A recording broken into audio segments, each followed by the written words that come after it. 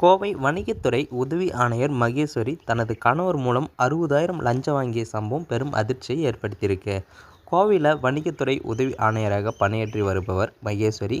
இந்த நிலையில் தனியார் நிறுவனத்தில் பணியாற்றி வரும் அபினேஷ் என்பவர் தனது நிறுவனம் சார்பில் அதிகமாக செலுத்திய உள்ளீட்டு வரியை, அதாவது இன்புட் டேக்ஸை திரும்ப பெற விண்ணப்பம் செஞ்சிருக்காரு. ஆனால் அந்த வேலையை முடித்து தர 1 லட்சம் கொடுக்க வேண்டும் என்று மகேஸ்வரி கேட்டிருக்காங்க. இதனால அதிர்ச்சி அடைந்த அபினேஷ் அவ்வளவு தொகை கொடுக்க முடியாது என்று கூறியிருக்காரு.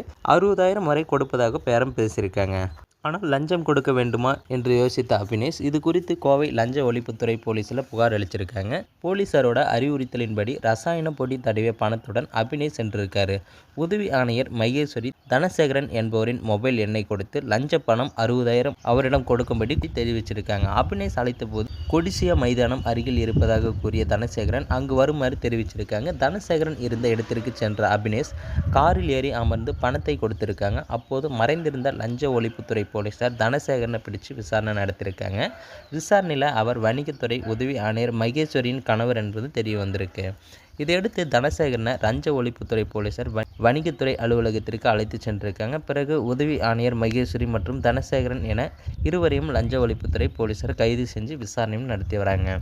மேலும் இது போன்ற வீடியோக்களை உடனுக்குடன் காண நமது சேனலை சப்ஸ்கிரைப் பண்ணுங்கள்.